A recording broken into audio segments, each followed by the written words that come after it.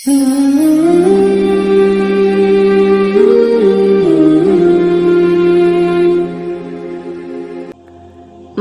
नाज़रीन इकराम, अस्सलामु अलैकुम। हज़रत यूनुस अलैहिस्सलाम को अल्लाह ताला ने शहर नैनवा के बशिंदों की हदायत के लिए रसूल बनाकर भेजा था। ये मौसल के इलाके का एक बड़ा शहर था। यहाँ के लोग बुत परस्ती करते थे और कुफ्र व शिरक में मुब्तला थे।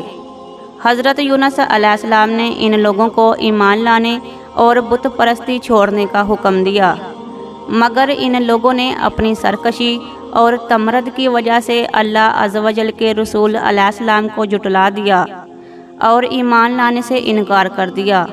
हज़रत यूनुस अलैहिस्सलाम ने इन्हें खबर दी कि तुम लोगों पर आने करीब अजाब आने वाला है। ये सुनकर शहर के लोगों ने आपस में ये मशवरा किया कि हज़रत यूनुस अलैहिस्सलाम ने कभी कोई झूठ बात नहीं कही है, इसलिए ये देखो कि अगर वो रात को इस शहर में रहे तो समझ लो कि कोई ख़तरा नहीं है, और अगर इन्होंने इस शहर में रात ना गुजारी तो यकीन कर लेना चाहिए कि ज़रूर अजाब आएगा। रात को लोगों ने यह देखा कि हज़रत यूनुस अलैहिस्सलाम शहर से बाहर तशरीफ़ ले गए हैं, और वाकई सुबह होते ही अजाब के आसार नज़र आने लगे कि चारों तरफ से काली बदलियां नमूदार हुईं और हर तरफ से धुआं उठकर शहर में छा गया।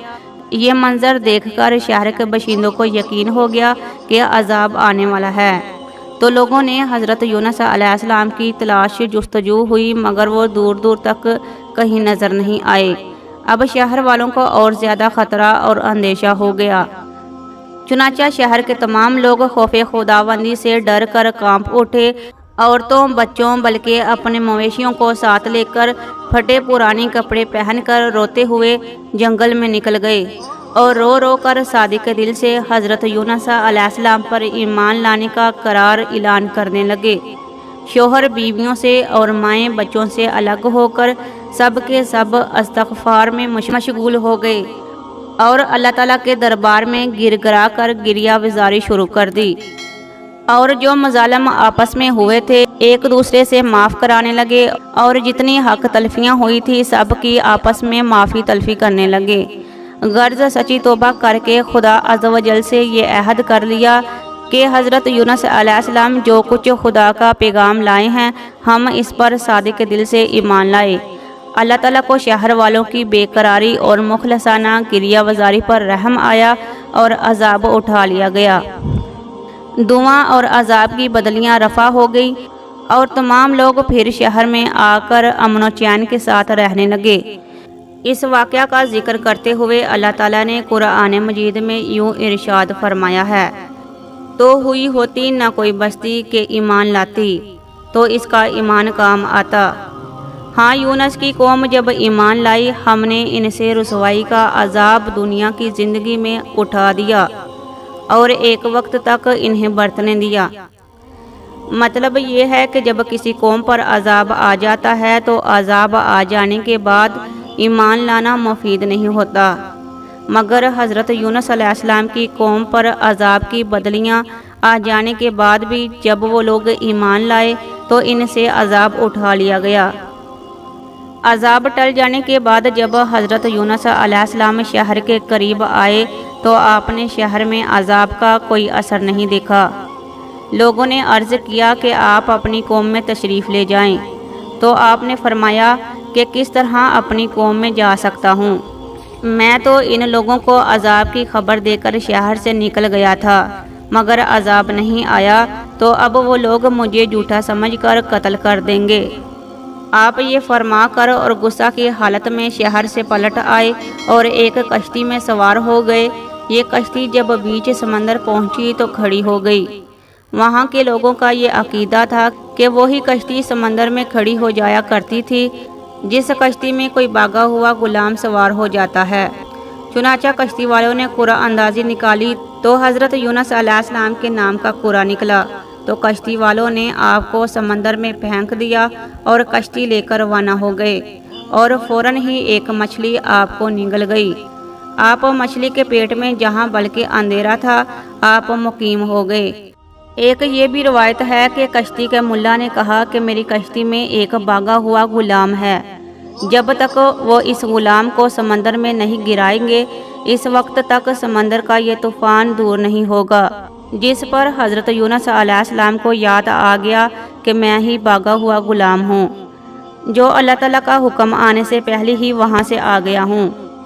چنانچہ آپ نے ملا سے فرمایا کہ میں ہی بھاگا ہوا غلام ہوں، جس پر لوگوں نے آپ علیہ السلام کو سمندر میں گرا دیا۔ جو ہی ان لوگوں نے حضرت یونس علیہ السلام کو سمندر میں پھینکا، اسی وقت اللہ تعالیٰ نے مچھلی کو حکم دیا جس نے آپ کو سالم نگل لیا، اور اللہ تعالیٰ نے مچھلی کو حکم دیا کہ میرے یونس کو کوئی نقصان نہ ہو، نہ ہی اس کا گوشت کھایا جائے اور نہ ہی کسی ہڈی کو نقصان ہو۔ حضرت یونس علیہ السلام جب مچھلی کے پیٹ میں گئے تو آپ نے دیکھا کہ آپ بلکہ ٹھیک ہیں، تو آپ نے اپنے جسم کو حرکت دی۔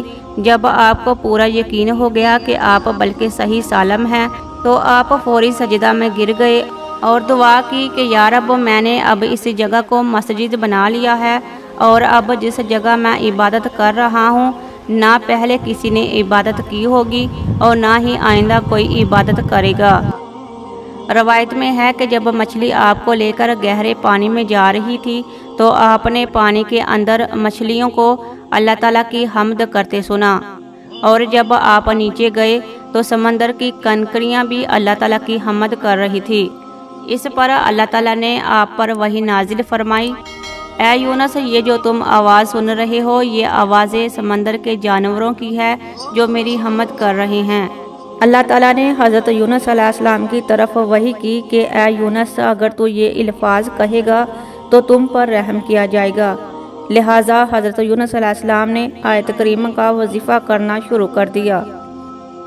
حضرت یونس کی دعا جب عرش پر گئی تو اس آواز کو فرشتوں نے بھی سنا، تو فرشتوں نے اللہ تعالیٰ سے عرض کیا کہ یا اللہ، یہ ایک نہایت کمزور آواز آ رہی ہے۔ اس پر اللہ تعالیٰ نے فرشتوں سے کہا کہ یہ میرے نبی حضرت یونس علیہ السلام کی آواز ہے۔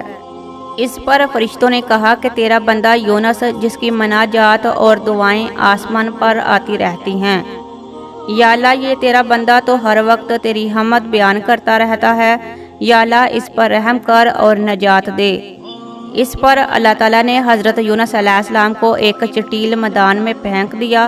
اللہ تعالیٰ نے فرمایا، اگر یونس یہ دعا نہ مانگتا، عاجزی اور توبہ نہ کرتا تو قیامت تک مچھلی کے پیٹ میں ہی رہتا۔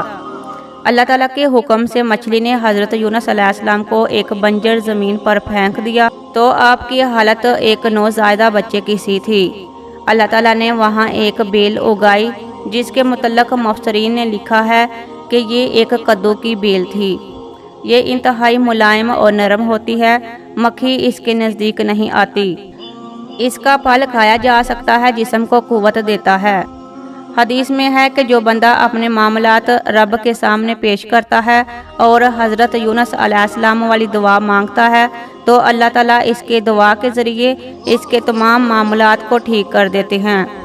اللہ تعالیٰ نے حضرت یونس علیہ السلام کو اپنی قوم کی طرف بھیج دیا جس کی آبادی اس وقت 1,00,000 تھی، اور سب لوگ انتہائی محبت اور احترام کے ساتھ پیش آ کر آپ پر ایمان لے آئے۔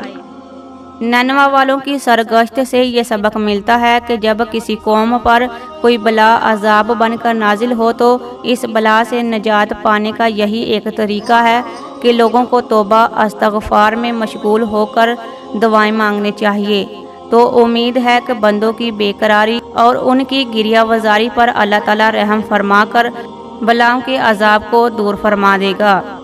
حضرت یونس علیہ السلام کی دل ہلا دینے والی مصیبت اور مشکلات سے یہ سبق بھی ملتا ہے کہ اللہ تعالیٰ اپنے خاص بندوں کو کس کس طرح امتحان میں ڈالتا ہے، لیکن جب بندہ امتحان میں پڑھ کر صبر استقامت کا دامن نہیں چھوڑتے اور عین بلاؤں کے طوفان میں خدا کی یاد سے غافل نہیں ہوتے تو اللہ تعالیٰ اپنے بندوں کی نجات کا غیب سے ایسا انتظام فرما دیتا ہے کہ کوئی اس کو سوچ بھی نہیں سکتا۔